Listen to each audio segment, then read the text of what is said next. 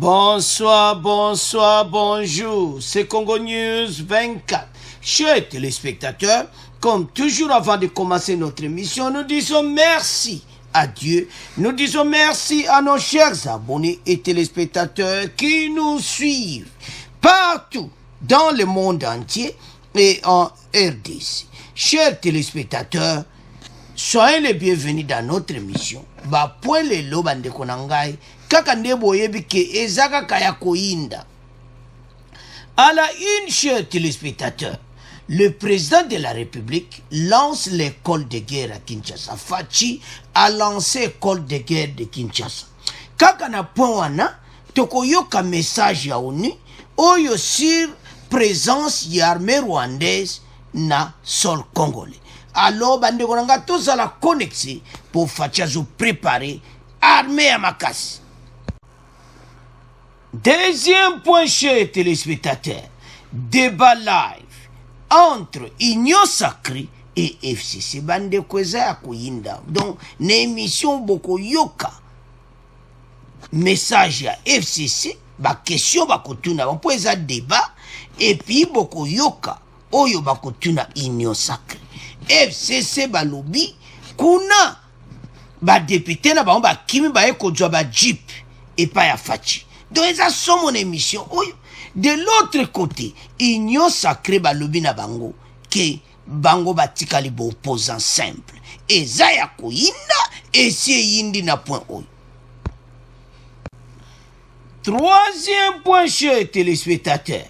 Oyo som message de Denis Mukwege sur arrestation ya Roger Lumbala. Et puis toko yoka extrait ya message ya Nations Unies na ndenge ya arrestation ya Roger Lumbala. Donc tous à la connecter pour émission bande konanga ezasom. Alors, chers téléspectateurs, chers internautes, bande konangai tous à la connecter pour cette émission na biso bandi. On va commencer cette émission avec ouverture de l'école de guerre. Fachi a fungo l'école de guerre. N'importe quoi division wande. Et puis on va parler, il y a un message yaouni sur l'armée rwandaise. Alors, Fachi soka fungoli école de guerre bande konanga a kuti pays. Atali armée mawatro bande ko armée na biso bayebi musala me bazangi makambo ebele pays eza na kati ya baguerre wana est. Il faut quand même tozala na école de guerre. Bafrançais barezonaki yango kitoko alo bafrançais mutu basponsorise yango bafrançais bakoya. Donc école de guerre na RDC. Le président de la République, commandant suprême des forces armées de la République démocratique du Congo, FARDC, va présider mardi 5 janvier la cérémonie d'ouverture solennelle de l'école de guerre à Kinshasa, au centre supérieur militaire situé dans la commune d'Ingalim. Cette école sera dirigée par le général de brigade Moulang Nawesh Godefroy, nommé commandant de l'école de guerre de Kinshasa. Bandi konanga déjà batie ba généraux en place. Fachi c'est à comprendre. Il n'y a plus des infiltrés. Parce que tout l'embi bateau na kati armée. Toujours il n'y a pas cette armée rwandaise sur le sol congolais. Makambo qui boyo ka message oni mawatro. Fachi aye a sali remise et reprise na Kabila. A solo li na FARDC atali armée na biso, atali gauche, atali droite avec tozana problème. Mais tozana ba armée, tozana ba vrai batu. Alors, à comprendre ka, boye ka président ngazala. Habité. Il faut une école de guerre ça. Tanga lobaki yango batu ba monaki on kakaboy. Non. Basi ba solana Macron et tout est confirmé avec le gouvernement français. Avant la coupure du ruban symbolique, le président de la République va ouvrir solennellement l'école de guerre de la première année académique. Bandeko na ngai ezaki événement moko kitoko. Outre la présence des officiers de haut rang, les ministres de la Défense, les représentants du gouvernement français seront présents à cette cérémonie, la France étant en principe partenaire principal dans la réalisation de ces projets initiés par les chefs de l'État. Donc, partenaire national, école de guerre et ça va français. Ndeko na ngai, facha zotala musika. Aïe, kaka na deuxième année au pouvoir, amoni était non, il faut dans une école de guerre. Avec l'école de guerre, bako prendre makambo ibele, ba visiter bako ya, ba américain bako ya, ba français bako. Donc bako twa ba enseignement moko ko aider biso pour bateau yo ba voisin ba sakana esu na biso. Ezamawa, kaka na point ko introduire mbala moko. Comment va voisin ba sakana kana biso? ONU a condamné présence de l'armée rwandaise et puis a participé faute na RDC pour ba généraux na biso les infiltrés. To tangela binango de mission les kaki otolwa makambango ba généraux ya FARDC bazo coopérer na armée rwandaise sur le sol congolais. Mawa, ça fait mal dans notre pays. Bateau yo facha so préparé o ba benga contre-attaque. Masola kitoko koya na mikolo koya. Alors, ba yeba vana bona sol congolais. Eza mawa. Yango ni apesi faute les deux côtés. Alors, toyoka extrait oyo, il message ya oni sur l'armée rwandaise. Bon, to continue mission na biso. Rapport ya ba expert ya ONU et pameli Rwanda na RDC na kozanga koyebisa po etali misala mampinga ma Rwanda mazali kosala na Congo. Ba expert ya ONU balobi bilili bilakisi ete basoda ba Rwanda bazalaki misala na Congo août 2019 na bibundeli ya makasi. Alors, chers téléspectateurs, nous avons suivi. Bandeko nanga tolandi. On y a condamné. Na biso po nini infiltré o bazana kati ya FARDC bazala epe kosola na batu uyu. Esa mawa ba détecter bango. Oni azozwa batu ba groupe expert oni wana bazo mona bango kaka basoda FARDC me bazo yeba teke bazabe infiltré. Oyo batondi na kati ya mboka na biso. Mais bientôt mala siko bana. Parce que bateau yo bazo sakana biso. Ba wumela mo sur le sol congolais ba salipe ba nabi bundela makasi bazo sala ba entraînement na bango. Wapi sur le sol congolais. Na frontière na Rwanda. Alors ezama wa bandiko na ngai oni a pameli yango makasi pour présence ya bango eza violation. Oni aza abeta ka sete côté wana makasi par ce conseil de sécurité ba mona ki ete bako condamner bango nyonso et puis Rwanda a causé un problème sur lui. Mais loko salimawa eza nde ba officier wana ya FARDC o bazai kosola na bango na le bazalaki sur le sol congolais. Ils ont pris du temps. Yangwana armée na biso il faut ba restructurer yango. Union sacrée soba koti batala armée na biso malamu parce qu'il y a trop des infiltrés. Ce n'est pas possible. Hein? Tout au landana Sud Kivu ba maïmaï ba kimisi ba Rwandais. Hein? Quand les maïmaï bazo travailler na boulot penza bande konanga ba maïmaï ba kimisi ba Rwandais na Sud Kivu. Ozo mone forni ba maïmaï bazo travailler. Pona nini bana mboka baza pour pays na bango mopaya koya te koya sala ba makambo wana oyo bato bazosa.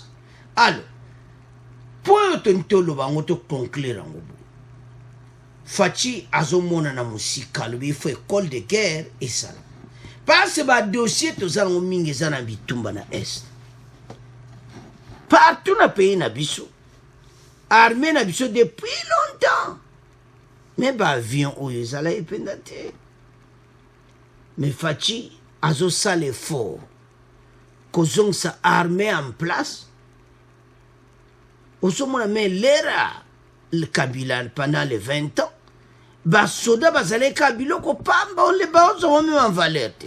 Ils n'ont même pas pensé à faire école de guerre. Et loko bango ezaki epa na bango pendant les 20 ans kobenda bala koyiba monde eli bango ngai union sacrée basaboli bango bandeko balobaka union sacrée recadre FCC bokoyoka ngo na deuxième partie mais tozoya na point eza somo bandeko nanga bato batambusi biso pendant 20 ans do mawato armée soko tali armée na biso mawa. Mais pourquoi tout cela? Parce que bazo yiba mbongo budget bazo tala na budget ba poche na bango na budget l'État bato ba nyokoli bato bandeko nanga mais comme temps tout doit destiné à payer na biso na maboko. Faci azawana, nous sommes derrière lui ensemble.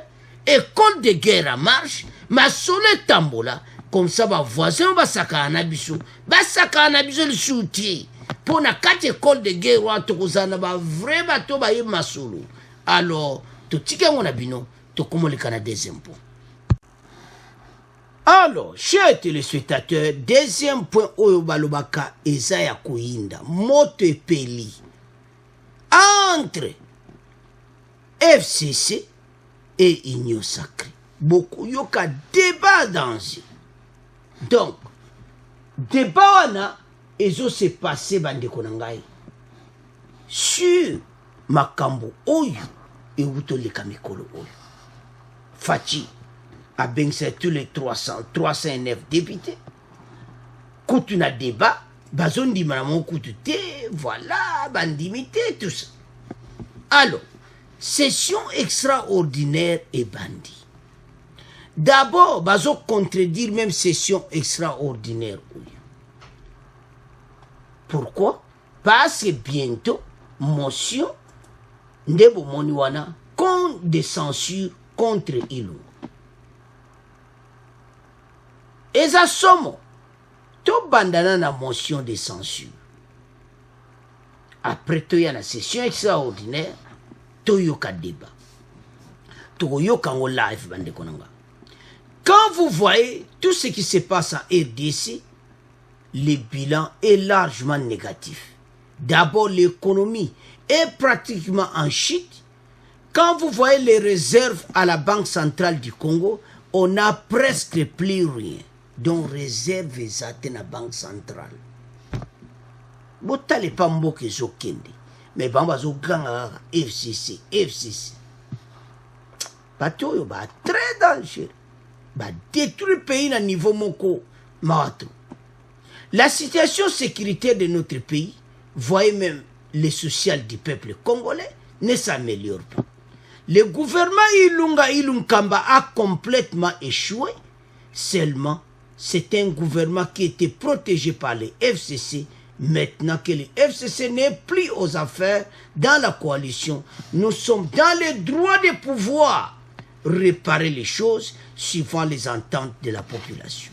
Donc, Donatien Oyo Gracien, yé député Oyo, a lobby motion d'essentiel Ilunga, et zanango de Soumosikati.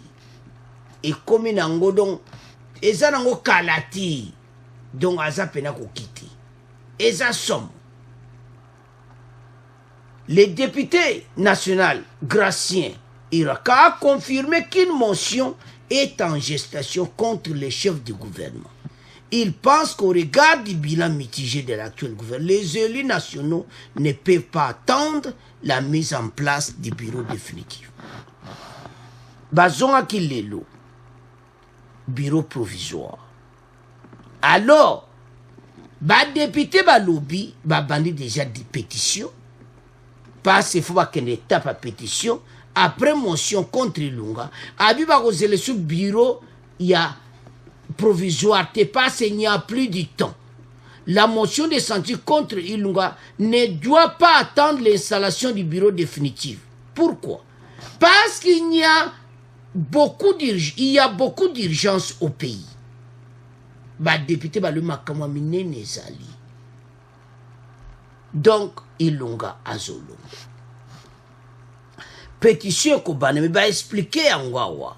Ndeni pétition ane kobanda bande konangai parce qu'il faut ba landango na ordre.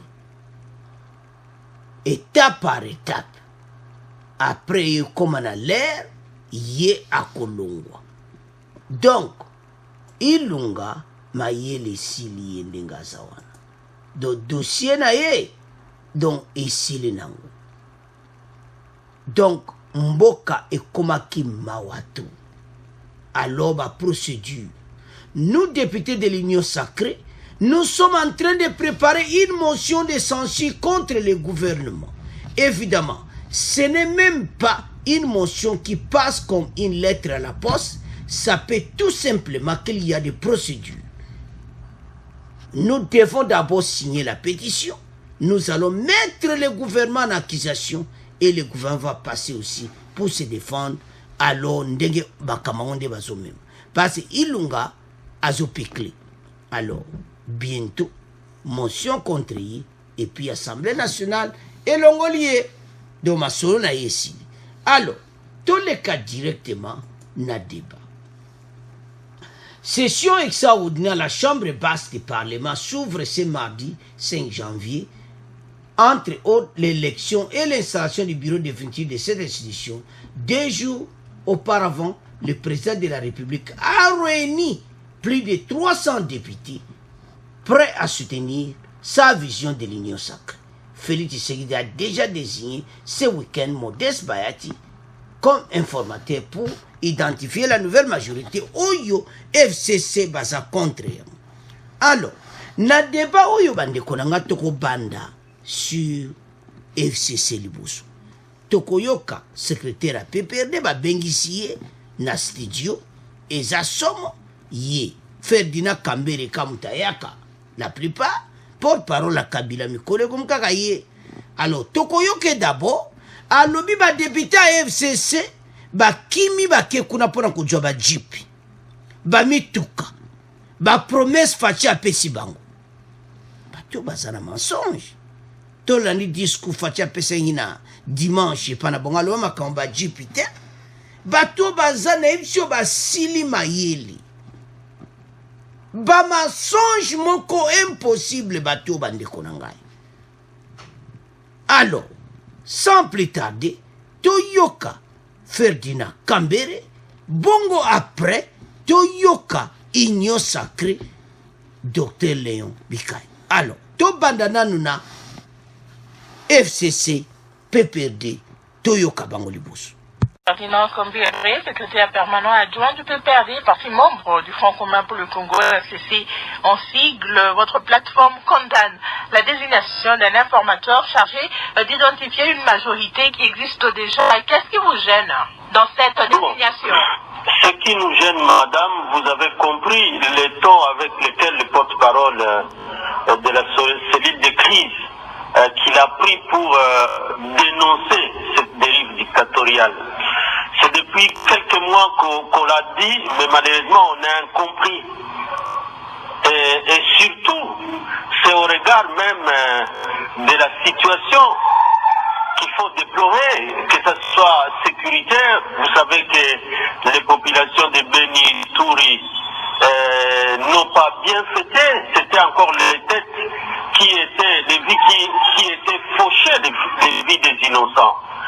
La vie sociale et économique de la population congolaise, que ce soit dans la capitale ou aussi dans toutes les autres provinces, elle est à déplorer. Mais qu'à marge de cela, on assiste plutôt à une théâtralisation de la vie, de l'exercice du pouvoir ici à Kinshasa. C'est ça qui nous gêne, madame.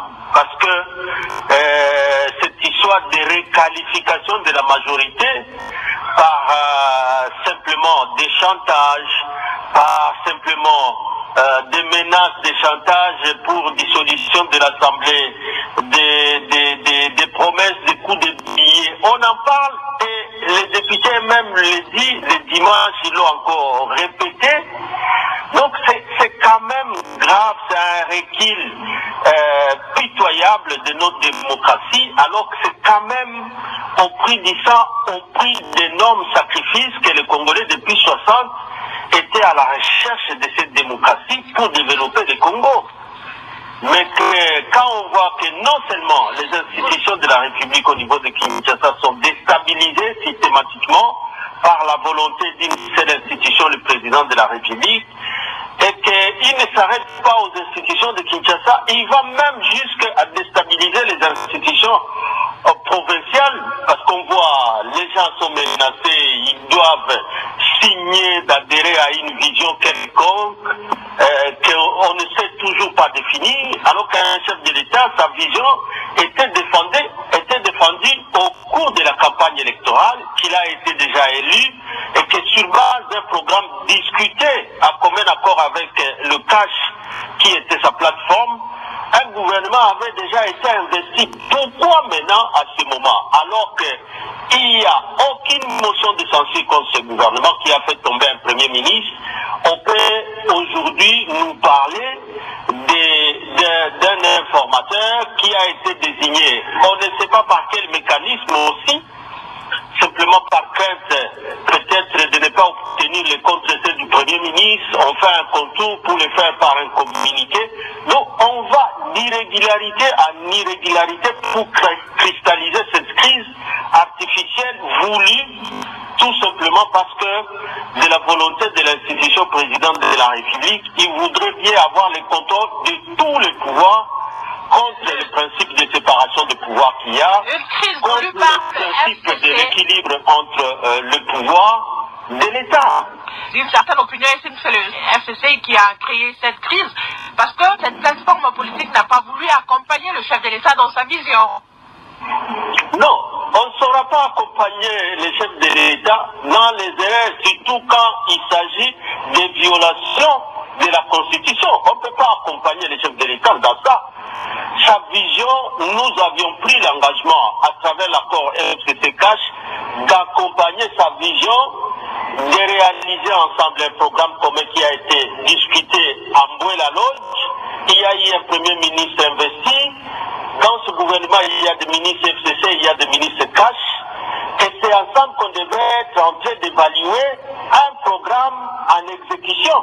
On donne à ce bureau provisoire des matières en réalité qui ne sont pas du règlement intérieur. Parce que comment un bureau provisoire, on va lui demander de commencer à faire le contrôle du gouvernement. Mais une chose est certaine, madame. La mission même à l'article 14 de ce règlement, même s'il faut accepter qu'on a donné à ces doyers d'âge la mission du bureau provisoire, c'est celui d'installer un autre bureau définitif. Maître Combéré, dimanche, le président de la République a rencontré plus de 300 députés prêts à soutenir sa vision de l'Union sacrée. On peut dire aujourd'hui, confirmer aujourd'hui que la majorité a basculé au niveau de l'Assemblée nationale. Non, malheureusement pour ceux-là qui croient, d'abord les décomptes, nous ne savons pas les vérifier. Peut-être que Radio Okapi a vérifié cette liste-là ou ces chiffres vantés. Mais même, moi j'ai vu même d'autres analystes qui ont dit, même si c'était tous les 500 qui étaient devant le président de la République, à qui le président continue à promettre Mozemberveille, qui va donner suffisamment de moyens, qui va augmenter le budget. Mais qu'à ces seuls pétitionnaires, il n'aura l'Assemblée, c'est simplement pour les pétitionnaires et pas pour les autres. D'autres qui sont allés parce qu'ils croyaient que c'est ce jour-là qu'on fallait distribuer les jeeps promis, Sam. Est-ce que c'est simplement à cela qu'on doit remettre des jeeps où normalement ils ont fait leur travail en tant que députés et que la Constitution a dit que tout député a droit à une rémunération décente. Donc vous voyez madame comment on est en train de détruire toutes les valeurs qui font d'une république. Alors, chers téléspectateurs, bande konangai eza ya koyinda l'émission. Wana toyoki kaka FCC. Après tokoyoka Union sacrée saboli bango. Union sacrée recadre bango. Metozo ya na point. Alors, To banda on passe d'abord na suka na ba kopesa ba jeep, ils ont parlé de ba promesse à Fachi pas na bango et tout ça. La plupart na mona ba mensonge. Commencez un peu na est, ba lobi ke bande quoi ces autres ça ba on mawa ba zo souffrir, mais pendant les 20 ans bosala kinini pona est ya RDC. Oso mona teke bato bazangi makamba koloba. En tout cas, Ferdinand Kambere, soki bazo tindo ba message oyo. Ndekoranga ozo yame malobango zo tourner kakoro. Binomo bovane pendant 20 ans, le bosala kina est. Kaka Fachi, muta tie pression, makamba est lelo, mutu nyonso na pays ayebi yango. Batu bazo yoka kuna babomi boye babu mesiko to yebi ba vraiment solo ndenge zoleka. Meliboso. D'abord, liberté de la presse, ça l'a quitté. Moi, je vais s'exprimer librement, moi, je vais m'accompagner les kakuna, ezate. Ezamawa, koimona bato FCC bazangi maloba. La dictature, Fachi azome ma bato na ba promesse. Après ça, bango soki ba bien maxa budget, après ça on ba jeep et tout ça. Mais ce n'est pas possible. Mande konangai. Ce qui est tala, pays n'est pas ezokende. Na est pas outi, et pas outi na zambati. Tu outi pena parte parce que raisonnement ya FCC ça me fait peur. Vous êtes des oppositions simples. Bon, nandenga mabete, bande konanga, peut-être vous connaissez, peut-être vous ne connaissez pas. FCC, ba yebi na bango opposition ti. Pourquoi? Va diriger 20 ans à pouvoir. Pendant les 20 ans, les 18 ans, d'abord les 18 ans, Bazaka ko diriger mboka na dictature. Baye les 2 ans, coalition FCC cache bango majorité. Donc, FCC baye makambo opposition, te bazana besoin, ba prendre des bango. Qu'est-ce que l'opposition républicaine? Et ça court, moi, il faut pas que ça on a tapé perdu. Parce que bande konanga baye bien goûté, nandega mabete. Parce que ba vivana bango na dictature. Ba vivana bango oyo ba lobby etikali bongo. Oyo ba lobby peuple azane loka ko salati. Comment faire souffrir la population jusqu'à ce niveau? Et ça possibilité. Yango Docteur Léon a dongo yo ka recadre pena bango bande konanga parce que bango penda balexaki parce que oyo ndeto yo kiwana mais on comprend plus rien bango bazomona ki selon Ferdinand Kambere bazomona ki bango na PPRD FCC donc batu na bango bazozwa bango ba promesse ba jeep au monde ma mentalité na bango makanisi na bango yango. Alors Docteur Léon Mobikai a recadre bango bandeko nanga eza so mon émission eza ya koyinda donc batu oyo basangi maloba FCC ba komi na suka o baloba ki asimbi stilo azebe loko kokomate pour match ndenge match betami badindisi bango donc bazali sune loko koloba te donc union sacrée et beti bango grand bata donc fena bango esili bazali sune loko te bazo mona présence à baet yezo lengi sa bango dans motion contre Ilunga bazo lo bakeza constitutionnel te il faut makamwa tout informateur eza constitutionnel te donc eza mawana nyonso balobi alors wana ezalaki FCC siko toleka na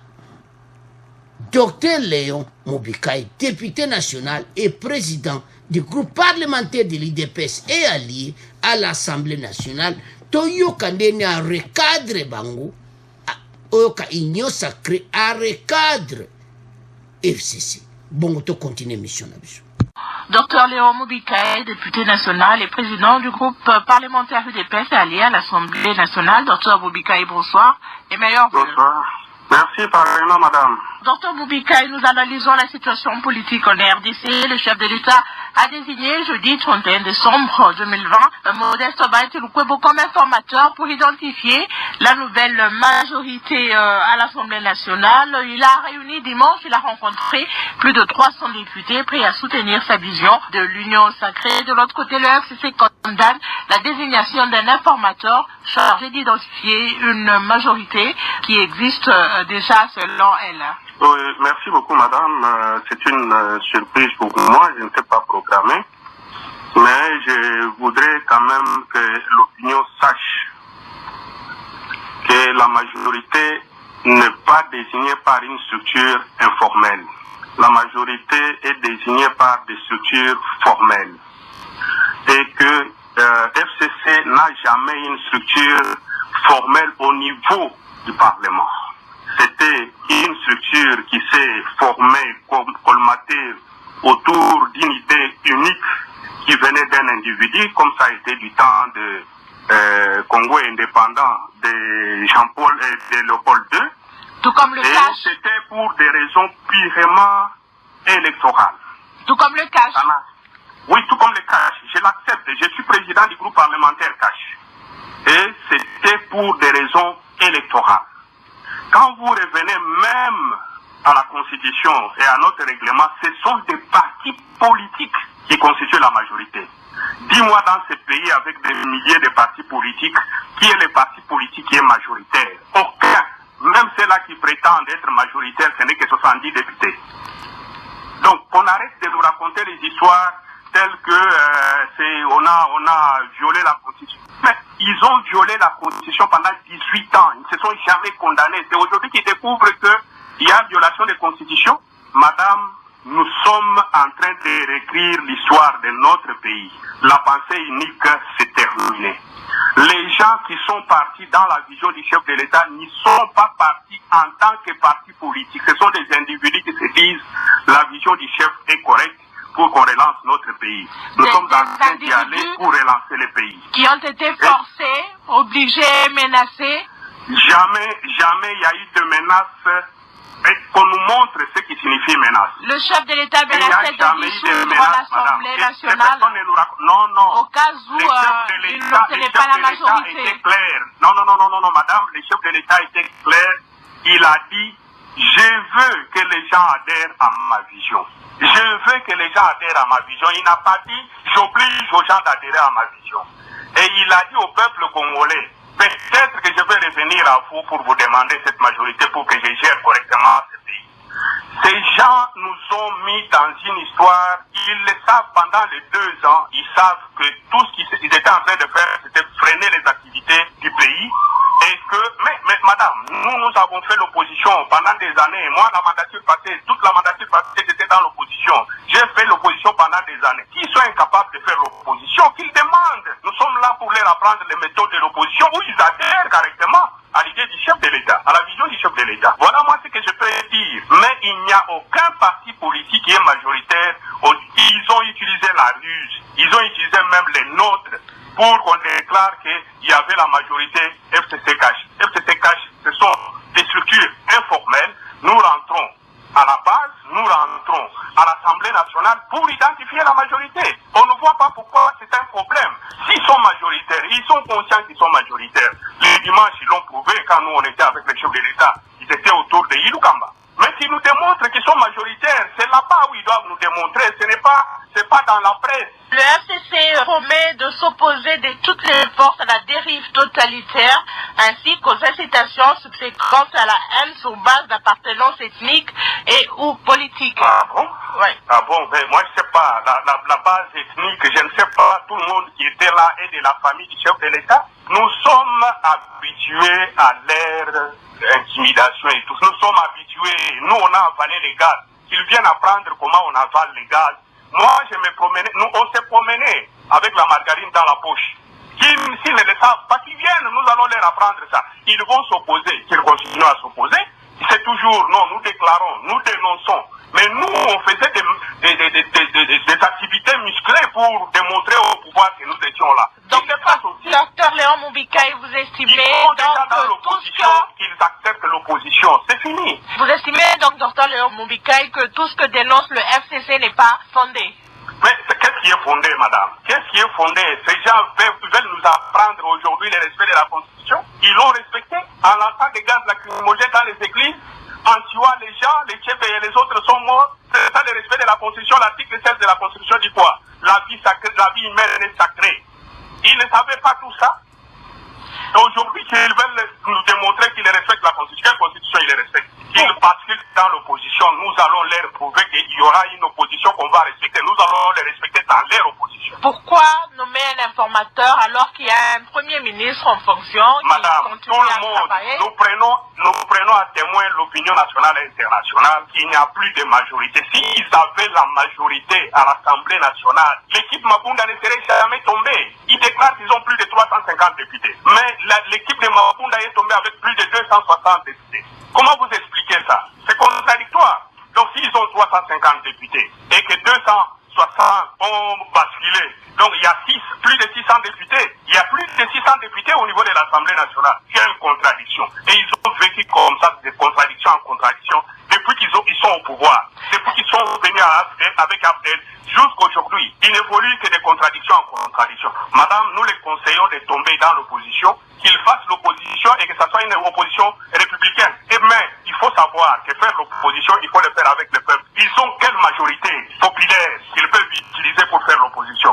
C'est fini leur histoire politique. Ils se mettent à côté. Nous, on a fait l'opposition avec le peuple congolais. Aujourd'hui, moi, si je me mets dans la rue, j'ai dit, nous voulons avoir 10 000 personnes qui vont marcher avec moi, des Gombe à l'Assemblée nationale. Il y en aura. Est-ce que le monsieur qui vous parle là, il est capable de se mettre dans la rue et déclarer que je veux marcher et les gens vont le suivre? Ils vont faire l'opposition unitaire eux-mêmes. Ils ne feront jamais l'opposition réelle comme nous l'avons. Christian. Alors, chers téléspectateurs, nous avons suivi. Donc, Dr Léon Moubikaï, Oyo Kakabande Konanga, donc à recadre pena bateau FCC. La majorité n'est pas désignée par une structure informelle. Il faut ça la formelle bande Konanga. FCC cache une structure moko informelle. Yamane Koufina. Ce sont les partis politiques qui représentent la majorité. Donc, Batoyo, Yangwana Ndenga Lobeli Bango Bande Konanga, il faut aller au Bango. Bango va violer Fatia a violé la Constitution, mais Bango va violer la Constitution pendant 18 ans au pouvoir. Et le docteur Léon habite au Melaba gaz lacrymogène. Donc, on a comme autant de mandarine na poche. On se demande jusque-là combien de bateaux bazala qui impunité zaki makasi. Comment bazo faire souffrir bateau? Le lo ba konkole là. Yangwana ba yebisi bango. Ba yaba laksa bango opposition des alaka. Ba yebi opposition te. Bango ba yebi ka ba mot d'ordre. Ba mot d'ordre. Donc ba laksa bango qu'est-ce que l'opposition républicaine? FCC ezamawa. Ba raisonnement na bango. Il fallait kaka. Léon Moubikaï alobi la bango ndenga alobi wana. Les gens sont partis là-bas dans l'union sacrée comme individus. Que n'a s'adhéré à la vision chef de l'État. Donc, personnel, bah parti politique et après parce que d'abord les individus ils sont composés une parti politique. Alors, bande konangai ba juyango. En tout cas, félicitations Dr Léon Moubikaï pour oyo pesi bango au recadre batou. Bande ko to songa nanosi. Ils ont dirigé ce pays pendant plusieurs années. Même honorable Moubikaï Alobiango était Bazaki Penako, casse lacrymogène et tout ça. Basé qu'on viole la Constitution. mais lelo bakomo lobake Fachi a violé la constitution. Au monde ma change. Depuis que le président de la République avait désigné ce week-end Bayati Lukwebo comme informateur pour identifier la nouvelle majorité à l'Assemblée nationale, le FCC est en colère. Donc bazola late. Mayele Sili Bango. Le même dimanche, Fachi Azalaki n'a 309 députés dans la cité de l'Union africaine. Le même dimanche, Ilunkamba, Bazalaki n'a quelques députés dans Bango. Et ça va voir. Comment Batu Oyo, Tala. Oebi, Soki, tout est consommé. Ozo monsieur Loa au Salati. Donc, FCC penana bakomi penaka kotatoni. D'abord aboma kombo wana. Front commun pour le Congo. Congo ni bazako. Depuis nous tolandi Kambere tango azai koloba wana. Kambere disait même que bazana souci bata est. Bon comme na souci bata est ka lelo. Alors, batu oyo c'est fini pour eux. Place na bango comme une opposition. Opposition on peut. Bazo lukaba laksaba onde en kosaela. Ngopo nan basaela ngote bango bazai ba dictateur. Bazo diriger mboka na ba mot d'ordre. Et ça m'a wa. Fachi avait pris la parole na Kunalobi que je veux que les gens adhèrent à ma vision de l'union sacrée de la nation. Et ça là qui volontaire, batona basala qui moulongo, neto l'accès bino lobby, batu basadere. Mais lelo yo, auto zo yo kabande konange zamawa. Mais batu oyo fena bango. Basili bande konangai.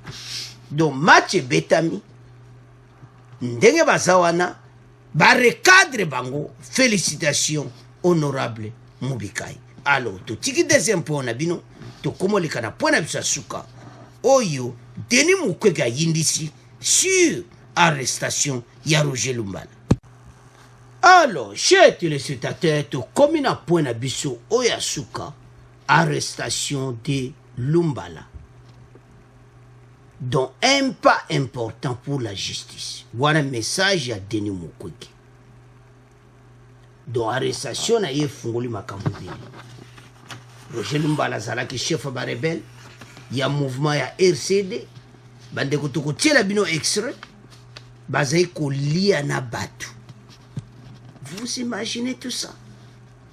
Donc, baza batu moko. Tango tribunal international, les autres zoya na wana. Tribunal international EDC, peko salama, rapport ma ping pena mesa, de kozala ko yinda.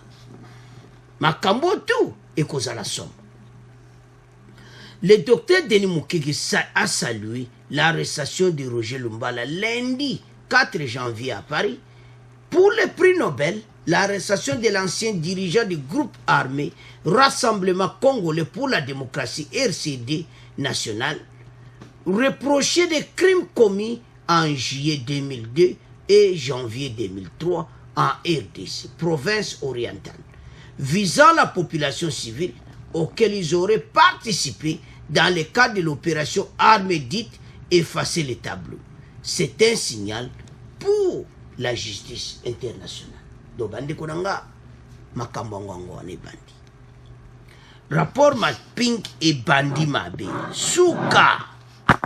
Donc, ndenge zawana batu bazolo ba rapport Pink ba bombi yango te. Bazolo ka ba grand penda ba kanga bango. Teo comprendre po nini Denis Mukwege gazo se plaindre mais bozo tiango te bo bombi yango na tiroir. Denis Mukwege siko comprendre stratégie na ndenga mabete do ba bombi yango rapport Pink is ba bombi yango na ndenge ya mystique donc eza ndeni siko eza bana ko kanga bon katanga azobima nde bazana ebele akoko voyager na pays européen te akoko voyager na États-Unis te po place kaka ko nyata kaka boba yambi do baya ne bazana mawato passe to loba pe tribunal international ya RDC mais to continuer na rapport mapping do batu bazebeli mulongo liste balobi eza somme alors batiatia bango na ba liste ba prépara partout na ba pays nyonso européen sikoso tale connexion zoma o pena cour pénal international CPI mutasa ba connexion rapport ba ping bande bima esa ke lokote nzoka nde bazana vrai plan mundela za ko agir ayebi nde nazomea masolo ayebi ke bateau bako voyager kaka bapimela bango bavisa sikoyo eloni ekosalama bandeko nango bolanda scénario nde ekoleka donc na mikolo ezoya baoyesa mo bino nyonso bavisa na bino sikoyo bokokenda bino Schengen eza ya koyinda esi eyindi balibere bango kala te oyoka penaki batiki bango bovoyager na bino nazi bamusu o batimba bana te ja visa na ya France na okende te visa na ya Belgique na po bakolibere bavisa oyoki te o balibere bavisa tokende ngala kende te okende te bwane bon ndeni okomona likonda kuna na bacompte bloqué totika na Belgique France tokomona bacompte wana ndeni do bayaya baza na baproblème sérieux donc baza na situation moko difficile rapport mapping eza nango partout babomba yango do partout nzwande basi bapanza baliste do ye ata azokitaka na aéroport bo bayambi logota eyaka na ye donc bato oyo baza na problème sérieux alors toyoka message ya ONU sur arrestation ya Lumbala bongo to continuer mission na biso